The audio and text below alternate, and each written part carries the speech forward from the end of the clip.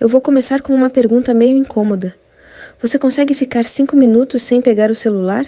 Sem abrir nada, sem checar nada, sem aquele "é só uma olhadinha rápida"? Porque eu não conseguia. E o pior é isso, eu nem percebia. Quando eu via, minha mão já estava ali, abrindo alguma coisa, rolando a tela, fugindo de um vazio que eu nem sabia explicar. Não era tédio normal, era um desconforto estranho, quase uma ansiedade disfarçada de distração, e aí eu comecei a me sentir seca, sem ideia, sem criatividade, sem vontade, como se minha cabeça estivesse sempre cheia e vazia ao mesmo tempo. Talvez você conheça essa sensação. Você consome coisa o dia inteiro, mas não cria nada. Você vê 1000 ideias, mas nenhuma parece sua. E aí começa a pensar que o problema é você, que você perdeu alguma coisa no caminho. Eu pensava isso direto, e quanto mais eu tentava me estimular, mais travada eu ficava, mais vídeo, mais podcast, mais informação, como se minha mente fosse um copo vazio, quando na real ela já estava transbordando, até que um dia eu me peguei exausta, sentada, olhando para o nada, sem celular, sem barulho, e a primeira coisa que veio não foi criatividade, foi incômodo, um incômodo real, do tipo, não era para eu estar fazendo alguma coisa agora? Uma culpa boba, mas pesada. Como se parar fosse errado. Como se silêncio fosse perda de tempo. E aí caiu a ficha. Eu não tinha medo de ficar sem ideia. Eu tinha medo de ficar em silêncio.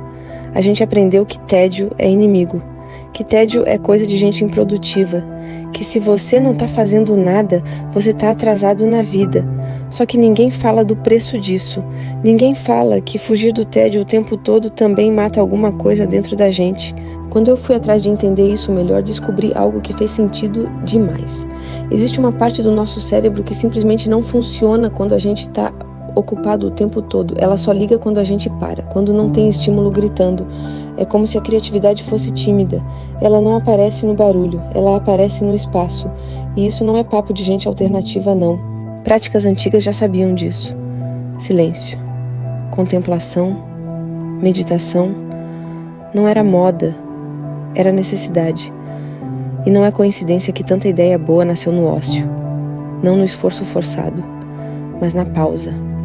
Eu comecei a perceber que minhas melhores ideias nunca vinham quando eu sentava para pensar. Elas vinham no banho, caminhando, olhando para o nada, só que esses momentos estavam cada vez mais raros, porque eu preenchia tudo, tudo mesmo. Então eu fiz uma coisa simples e bem desconfortável. Comecei a criar tédio de propósito, nada radical, só deixar o celular longe por alguns minutos, andar sem fone, sentar sem abrir nada.